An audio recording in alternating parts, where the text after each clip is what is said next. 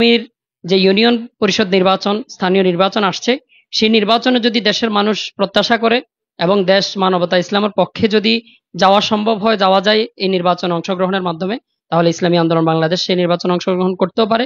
বা হলো ফ্যাসিস্ট সরকারের কথা যদি বলি, দুর্নীতিবাদ সরকারের কথা বলি, তারপর স্বৈর শাসকের কথা বলি, যদি বলি, তাহলে তাদের বিরুদ্ধে আন্দোলনের ক্ষেত্রে আমরা এক আছি। আসসালামু আলাইকুম রহমতুল্লাহ। দর্শক শ্রোতা যে যেখান থেকে দেখছেন, আপনাদের সবাইকে জানাচ্ছি আহ্বান টাইমস এর পক্ষ থেকে আন্তরিক শুভেচ্ছা। আহ্বান টাইমসে বিশেষ সাক্ষাৎকারে আজকে আমাদের মাঝে উপস্থিত আছেন ইসলামী আন্দোলন বাংলাদেশের কেন্দ্রীয় কমিটির সহকারী প্রশিক্ষণ সম্পাদক মাওলানা নুরুল করিম আকরাম। আসসালামু আলাইকুম। ওয়ালাইকুম আসসালাম রহমতুল্লাহ। কেমন আছেন? আলহামদুলিল্লাহ, আপনি কেমন আছেন? আলহামদুলিল্লাহ, আমিও খুব ভালো আছি। আমি আপনার কাছে প্রথমে শুরু করতে চাই, আপনি ইসলামী আন্দোলন বাংলাদেশে বর্তমান কেন্দ্রীয় কমিটিতে আছেন, আপনি ইসলামী ছাত্র আন্দোলন বাংলাদেশের কেন্দ্রীয় সভাপতির দায়িত্ব পালন করেছেন। ছাত্র রাজনীতি করার পরে এখন ইসলামী আন্দোলনের জাতীয় রাজনীতিতে আপনার অনুভূতি কেমন? আলহামদুলিল্লাহ, আপনাদেরকে ধন্যবাদ, আহ্বান টাইমস পরিবারকেও ধন্যবাদ। খুবই গুরুত্বপূর্ণ বা সমসাময়িক প্রশ্ন করেছেন। ছাত্র আন্দোলন করেছি, এখন ইসলামী আন্দোলন করছি। মূলত আমাদের সবাইকে ইসলামী আন্দোলনেই ফিরে আসতে হবে, এটাই আমাদের দিন শেষে ঠিকানা। ছাত্র আন্দোলন এটা হলো নেতৃত্ব গড়ার জায়গা। আমরা নেতৃত্ব গড়ার জায়গা থেকে ইসলামী আন্দোলনে এসেছি। নেতৃত্ব গড়ার ক্ষেত্রে ছাত্র আন্দোলন আমাদেরকে কতটুকু তৈরি করেছে বা আমরা ছাত্র আন্দোলন থেকে কতটুকু শিখেছি, সেটার প্র্যাকটিস করার জায়গায় হচ্ছে ইসলামী আন্দোলন বাংলাদেশ। এখন অনুভূতি আলহামদুলিল্লাহ ভালো। ইসলামী আন্দোলন বাংলাদেশের দায়িত্ব পালন করছি, সারা দেশের তৃণমূল পর্যন্ত পৌঁছে যাওয়ার সুযোগ পাচ্ছি, আম জনসাধারণের সাথে মেশার সুযোগ পাচ্ছি। ছাত্র সংগঠনের ব্যাপারটা হলো শুধু ছাত্রদেরকে নিয়ে কাজ বা তরুণদেরকে নিয়ে কাজ। তো সেখানে কাজ করার ধরন প্রক্রিয়া বা একরকম, সেখানকার পপুলেশন একরকম। আর ইসলামী আন্দোলন বাংলাদেশে সেখানে হচ্ছে একেবারে সর্বসাধারণের সাথে মিশে যাওয়া যায়, এখানে মানুষের পালস বুঝে রাজনীতি করা এখানে আরো ভালো লাগছে আলহামদুলিল্লাহ। গত বছর ফ্যাসিস্ট সরকারের বিরুদ্ধে যে আন্দোলন সংগ্রাম করেছেন, আন্দোলনের মধ্যে আপনারা খুব সক্রিয় ছিলেন। বর্তমানে এই ফ্যাসিস্ট সরকারের পতনের লক্ষ্যে আপনাদের কার্যক্রম কেমন চলছে? আপনারা কি আন্দোলনে ব্যর্থতা প্রকাশ করছে? ফ্যাসিস্ট সরকার নিয়ে আপনি যে কথা বলেছেন, ইসলামী আন্দোলন বাংলাদেশের একটা নির্দিষ্ট লক্ষ্য আছে, টার্গেট আছে। ইসলামী আন্দোলন বাংলাদেশের আপনি পেছনের সময়গুলো বিশ্লেষণ করলে দেখবেন, ইসলামী আন্দোলন ক্ষমতাসীন রাজনৈতিক দলের যে সকল ত্রুটি বিচ্যুতি, তাদের যে ব্যর্থতা, সেগুলোকে সবসময় চোখে আঙ্গুল দিয়ে দেখিয়ে দেয়। কিন্তু ইসলামী আন্দোলন বাংলাদেশ কখনোই নির্দিষ্ট কোনো দলকে টার্গেট করে আহ কথা বলে না, এবং এভাবে বলে না যে আওয়ামী লীগকে নামিয়ে বিএনপিকে আনবে, বিএনপিকে নামিয়ে আওয়ামী লীগকে আনবে। ইসলামী আন্দোলন বাংলাদেশ সামগ্রিক যেই সমস্যা, সেই সমস্যা নিয়ে কথা বলে, এবং বাংলাদেশের আমাদের যেই গঠন থেকে নিয়ে শুরু করে এই পর্যন্ত আমাদের যে সকল সিস্টেমেটিক প্রবলেম, সে সমস্ত জায়গায় ইসলামী আন্দোলন বাংলাদেশ কাজ করছে। হ্যাঁ, ইসলামী আন্দোলন বাংলাদেশ বর্তমান যে ফ্যাসিস্ট সরকার, এই ফ্যাসিস্ট সরকারের পতনের লক্ষ্যে এবং এই ফ্যাসিস্ট সরকারের যে সকল ব্যর্থতার জায়গাগুলো, সেগুলোকে ইসলামী আন্দোলন বাংলাদেশ ইতিপূর্বেও বলেছে, সেগুলো নিয়ে কাজ করেছে, বর্তমানে করছে। আন্দোলন সংগ্রাম রাজনীতি এগুলো সবসময় একই ধারায় চলে না, যার কারণে কখনো বাহ্যত দৃষ্টিতে মনে হবে জোয়ার চলছে, কখনো ভাটা চলছে। এগুলো বাইরের মানুষের কাছে অথবা যারা দর্শক, তাদের কাছে একরকম মনে হয়, কিন্তু ভেতর থেকে আমরা যে গঠনমূলক কাজ করছি, এই গঠনমূলক কাজের ধারাবাহিকতা আলহামদুলিল্লাহ চলছে।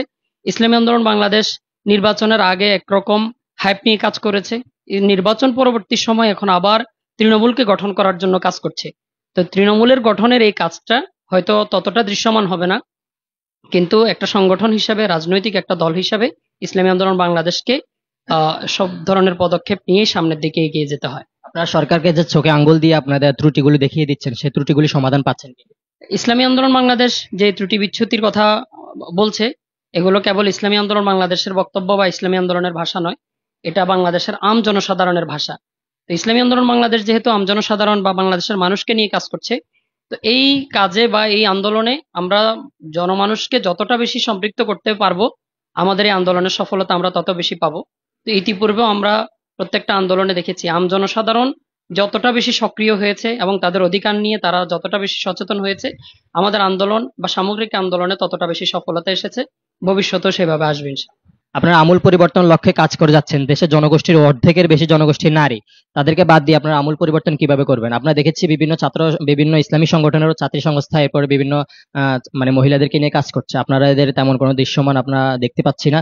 তো আপনারা আমূল পরিবর্তনটা কিভাবে করবেন নারীদেরকে বাদ দিয়ে? প্রথমেই আমি এই কথাটার সঙ্গে অমত করতে চাই, সেটা হলো নারীদেরকে বাদ দিয়ে আমরা কাজ করছি, ব্যাপারটা অসত্য। ইসলামী আন্দোলন বাংলাদেশের কাজের ধরন প্রক্রিয়া আর 10টা সংগঠন কিংবা আর 10টা রাজনৈতিক দলের সঙ্গে মিলবে, ব্যাপারটা মোটেও জরুরি নয়। ইসলামী আন্দোলন বাংলাদেশ এটা স্বীকার করে যে বাংলাদেশের অধিকাংশ জনগোষ্ঠীর বাংলাদেশের জনগোষ্ঠীর অর্ধেকের বেশি নারী। তো এটা মাথায় রেখে ইসলামী আন্দোলন বাংলাদেশ তার কর্মপথ চলা, ইসলামী আন্দোলন বাংলাদেশ তার কর্মকৌশল নির্ধারণ করেছে।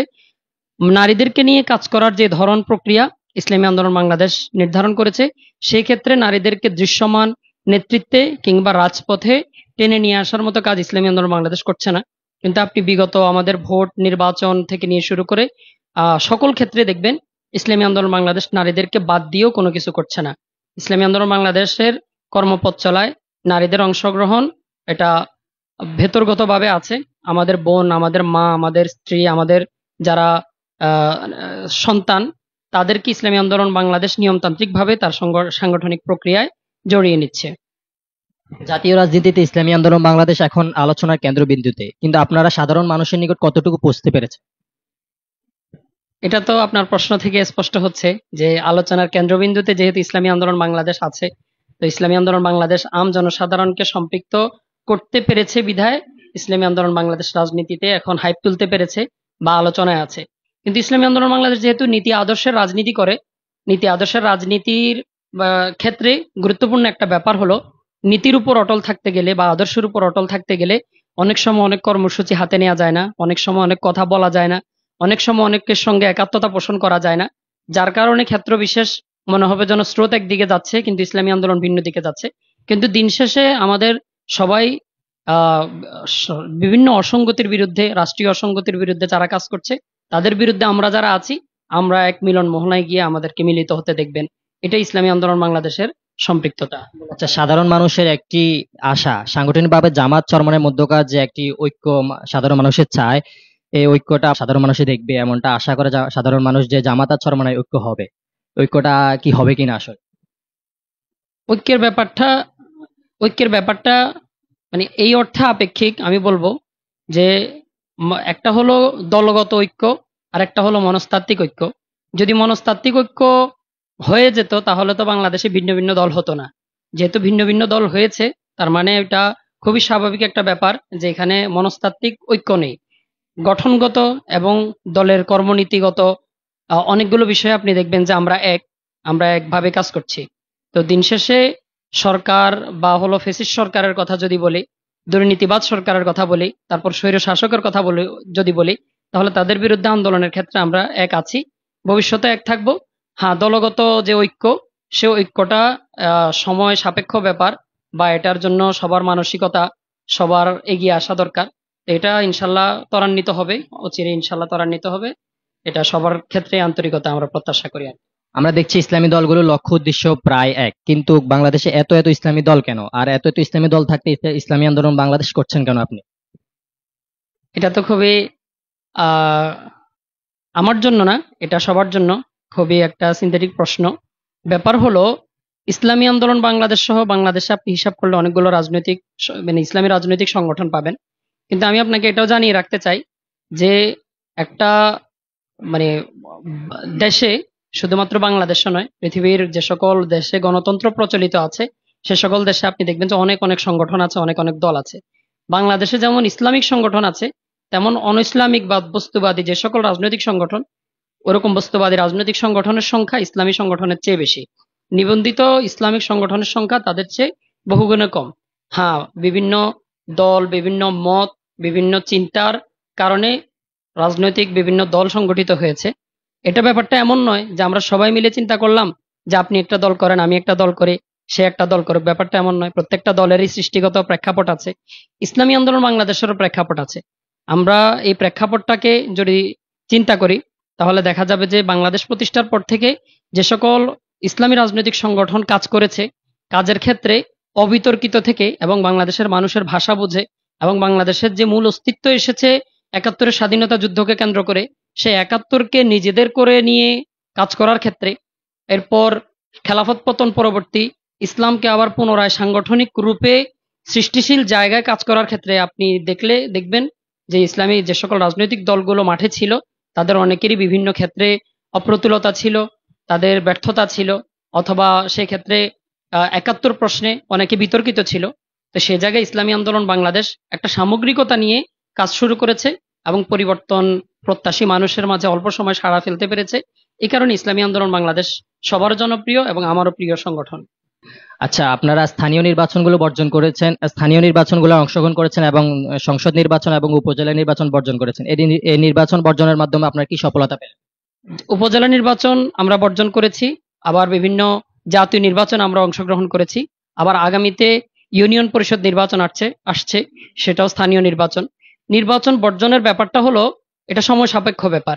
দেশ, মানবতা এবং ইসলামের পক্ষে যখন যে সিদ্ধান্ত বেশি কার্যকর হবে এবং দেশের মানুষের ভাষা, দেশের মানুষের ইচ্ছা অনুযায়ী যে সিদ্ধান্ত দেশের জন্য সবচেয়ে বেশি কার্যকর হবে, ইসলামী আন্দোলন বাংলাদেশ সেই সিদ্ধান্তই গ্রহণ করবে। আমাদের মনে হয়েছে জাতীয় নির্বাচনে অংশগ্রহণ দেশ, মানবতা এবং ইসলামের পক্ষে শোভনীয় ছিল না, এ কারণে আমরা অংশগ্রহণ করিনি। তদ্রুপ উপজেলা নির্বাচন আমরা অংশগ্রহণ করিনি। আগামীর যে ইউনিয়ন পরিষদ নির্বাচন, স্থানীয় নির্বাচন আসছে, সেই নির্বাচনে যদি দেশের মানুষ প্রত্যাশা করে এবং দেশ, মানবতা, ইসলামের পক্ষে যদি যাওয়া সম্ভব হয়, যাওয়া যায় এই নির্বাচনে অংশগ্রহণের মাধ্যমে, তাহলে ইসলামী আন্দোলন বাংলাদেশ সেই নির্বাচনে অংশগ্রহণ করতেও পারে।